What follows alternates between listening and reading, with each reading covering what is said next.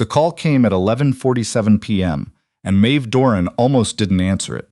She was still in her scrubs, the dark blue ones she'd worn for a 14-hour shift at St. Luke's ICU, sitting in the parking garage on level 3 because she didn't quite have the energy to drive yet.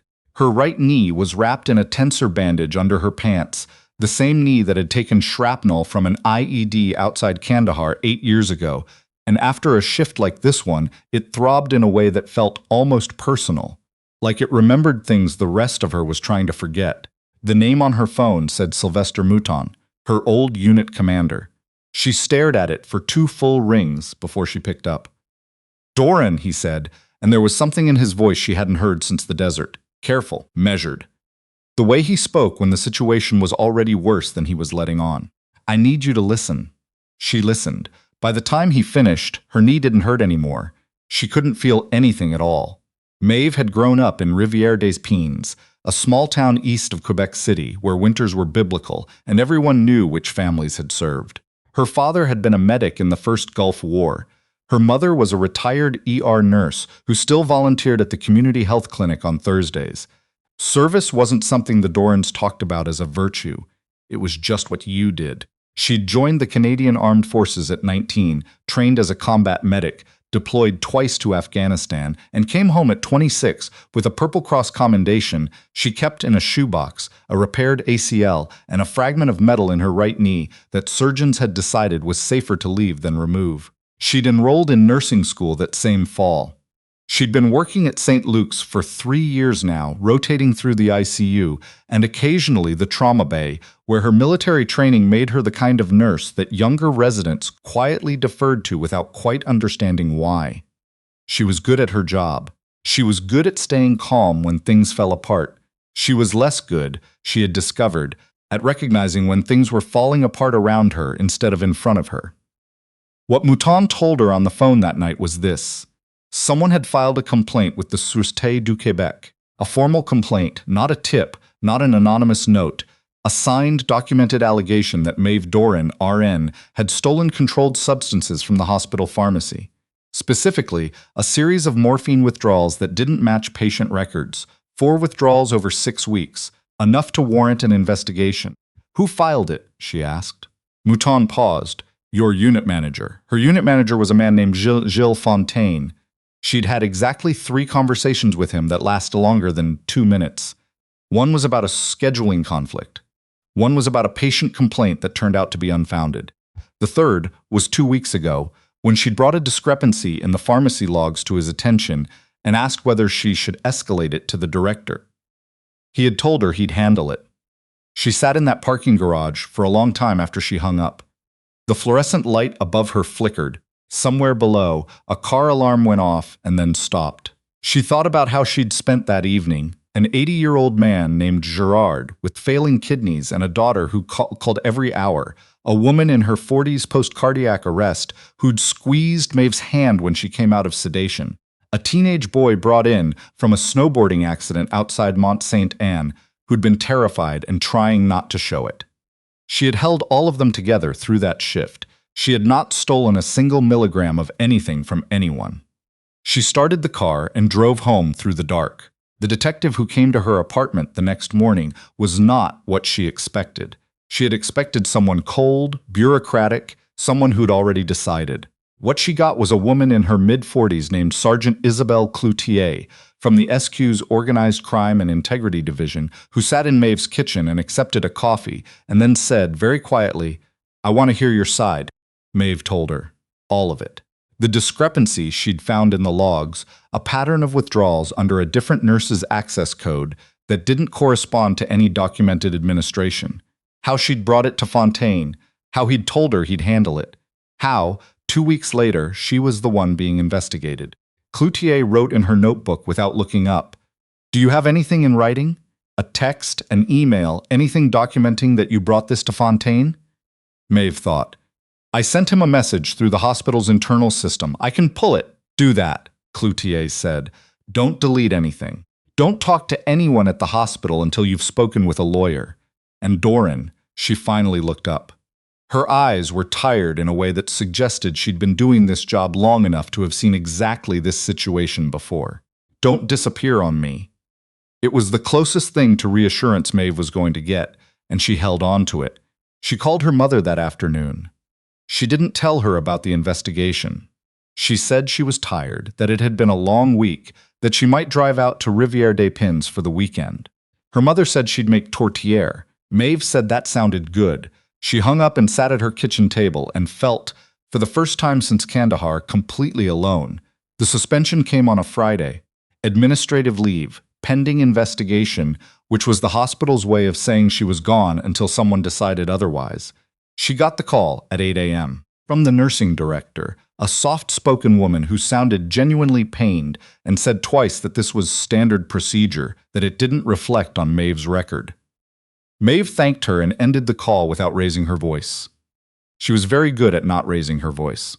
She had learned that in the army, where losing your composure was a tactical disadvantage, and she had never quite unlearned it. But that morning, standing in her kitchen in the pale February light that came through the window above the sink, she pressed her palms flat against the counter and breathed through her nose until the thing in her chest that wanted to break something, not out of anger, exactly, but out of a deep, cellular frustration at the sheer injustice of it, passed. It took 4 minutes. She then pulled out her laptop and started building a file.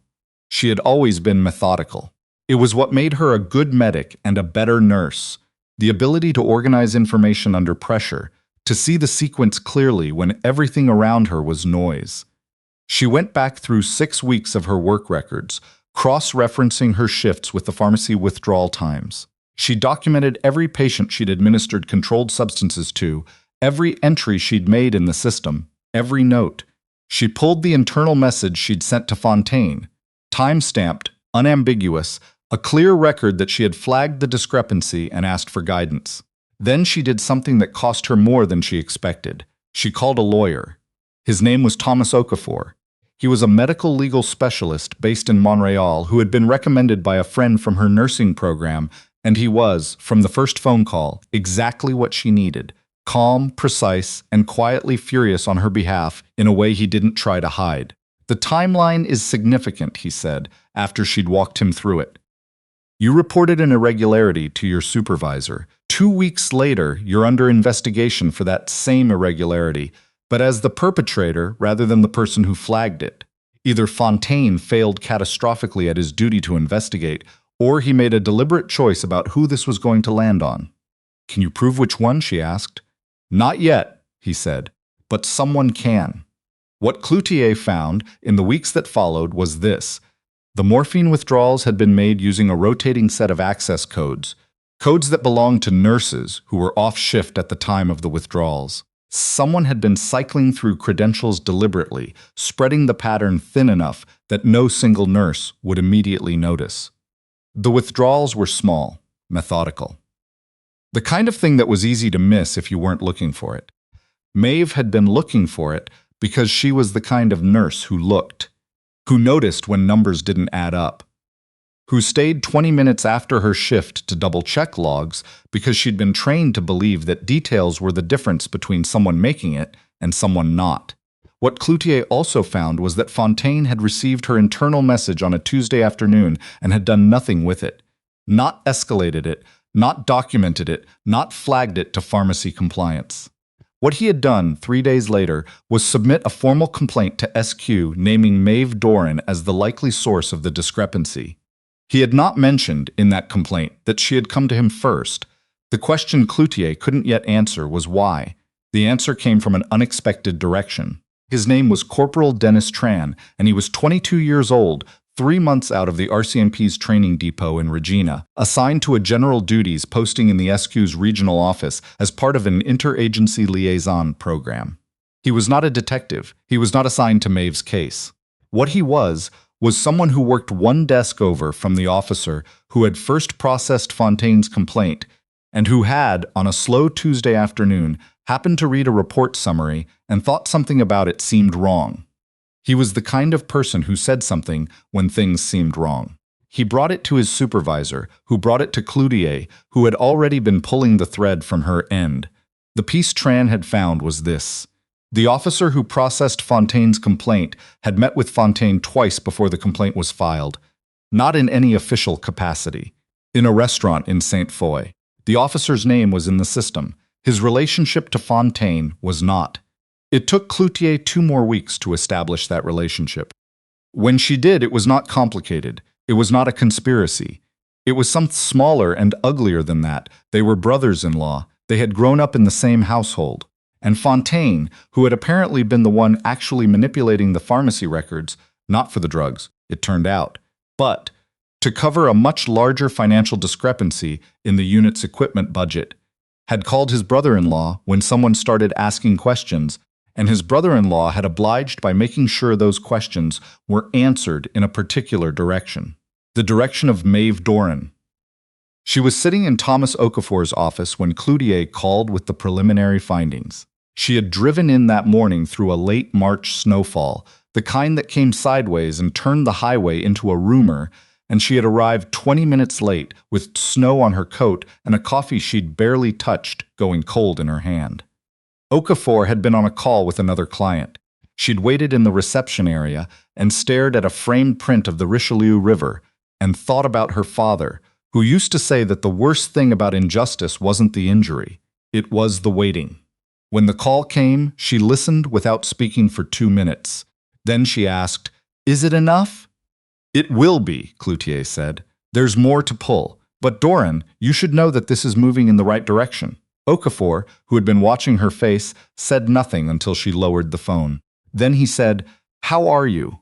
It was such a simple question that it almost undid her. She had been asked it 100 times over the past 6 weeks, by her mother, by her old friend Patrice from the army who called every Sunday, by the physiotherapist who handled her knee. She had answered it in the same way every time. Fine. Getting through it. Managing.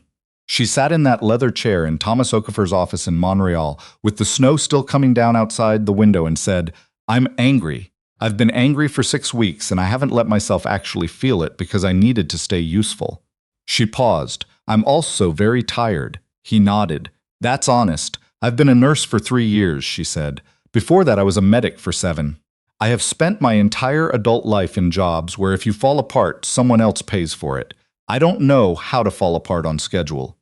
"You don't have to fall apart," he said. "You just have to get to the other side of this." She looked at the window. "Is there one?" "Yes," he said, with the same quiet certainty he brought to everything. "There is." The formal proceedings took another 2 months. Fontaine was placed on administrative leave pending a criminal investigation by the SQ. The officer who had processed his complaint, whose name was being withheld from public reporting at this stage, was removed from active duty and referred to the RCMP's Professional Responsibility Unit. The hospital's Pharmacy Compliance Office launched an internal audit that, within 3 weeks, had identified not just the morphine discrepancies, but a pattern of equipment billing irregularities stretching back almost 2 years. 2 years. It had been running for 2 years before Maeve noticed the logs didn't add up. She heard this from Okafor on a Wednesday afternoon in late May, when the snow was finally gone and the trees along Avenue du Parc were doing the hopeful, tentative thing they did every spring. She was sitting on a bench outside his office because she'd arrived early and didn't want to wait inside. The sun was warm on her face. Her knee ached dully, as it always did, and she had stopped noticing it the way you stop noticing background noise. "The hospital has also formally withdrawn all allegations against you," Okafor said over the phone. "The nursing director would like to meet with you about returning to your position." Maeve watched a pigeon land near her feet, consider her, and walk away with great dignity. "What about my record?" she asked. "The suspension will be expunged fully. There will be no record of the investigation in your professional file." She was quiet for a moment. "That's not enough," she said. "Not for me. I want it formally documented that I flagged the discrepancy, that I went to my supervisor, that I did exactly what I was supposed to do." A pause on his end. Then, "I'll make that request in writing today." She got up from the bench. Her knee took her weight without complaint, which it did some days and not others, and today was a good day. She walked toward her car. She passed a woman with a stroller, a man walking a very old dog, 2 teenagers leaning against a wall sharing earbuds from the same phone. She thought about Gerard, the 80-year-old man with failing kidneys, who had been discharged in February and had sent a card to the ICU that the charge nurse had taped to the staff room wall. She thought about the woman who'd squeezed her hand, the teenager who'd been afraid and trying not to show it. She thought about how in the army they had a phrase for the moment after a situation resolved itself. Not a celebration, not a debrief, just a pause, a breath. The recognition that you were still here, still standing, still capable of moving forward. She breathed. The inquiry was public. That had been one of Okafor's conditions, negotiated carefully with both the hospital's legal team and the SQ's oversight body. Not just a private settlement, not just internal discipline, but a formal public record of what had happened and why. Maeve had agreed to testify. She had not been certain she would until the morning of. She'd woken at 5 and lain in bed watching the light change on the ceiling and thought about all the reasons not to. The exposure, the scrutiny, the way it would follow her professionally in ways that were impossible to fully predict. She was a private person. She had always been a private person. The thought of sitting in a room and telling a panel of strangers what the last 4 months had felt like was almost physically uncomfortable. She got up at 5:30 and made coffee and stood at the window looking at the street below and thought instead about Dennis Tran, 22 years old. 3 months on the job. One desk over from the officer who'd processed a complaint that didn't add up, and he had said something because he was the kind of person who said something. She didn't know him. They had never spoken. But he had, in a very direct sense, changed the trajectory of what happened to her. She thought about who might be sitting in a room somewhere right now, in a situation that looked like hers. The numbers not adding up, the wrong person being asked to answer for them, the slow, suffocating feeling of a system that was supposed to protect people deciding instead to protect itself. And she thought about what it would mean for that person to learn that someone had stood up in a room and told the truth anyway. She put on her dark blazer, the good one she'd bought for her hospital orientation and hadn't worn since. She drove downtown in the early morning quiet. She walked into the building and took the elevator to the 3rd floor and sat down at the table when they asked her to, and she told them everything. From the beginning, she spoke for 90 minutes. She didn't raise her voice. She didn't soften anything.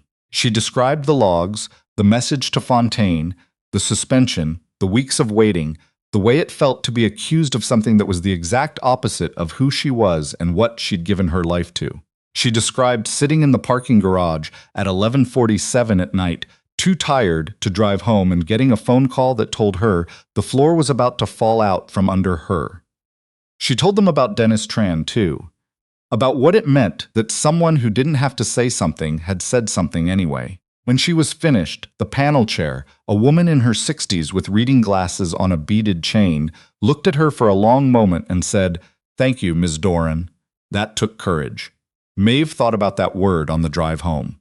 It was a word people used when they meant to compliment you for doing something difficult, but she had never quite understood it in that context. Because she didn't do things because they were courageous. She did things because they needed doing, and she was there to do them. It was the same reason she'd joined the Army at 19 and enrolled in nursing school at 26 and flagged a discrepancy in a pharmacy log on a Tuesday afternoon when she could have just gone home. It wasn't courage, exactly. It was something quieter than that. Something that had no word she'd found yet. The refusal to pretend you hadn't seen what you'd seen. She went back to work in June. Same unit, same shift rotation, same ICU. She'd walked out of on a Friday morning in February, carrying a box of her personal things and telling herself she wasn't going to cry in the elevator. She didn't cry this time either, but it was for a different reason. The nursing director met her at the door to the unit. Her name was Valerie Aumont, and she was the kind of administrator who'd clearly come up through clinical work before moving into management. She had the posture of someone who'd coded patience, and you could see it in how she stood. She shook Maeve's hand and said, "We're glad you're back," and looked like she meant it. The charge nurse, who had been on the unit for 11 years and had the corresponding immunity to sentiment, handed Maeve her assignment sheet and said, "Room 4 is a nightmare. Room 7 is stable, but the family is complicated. And room 12, she paused, and something shifted in her face, something almost warm. "Specifically requested you." "Who's in room 12?" Maeve asked.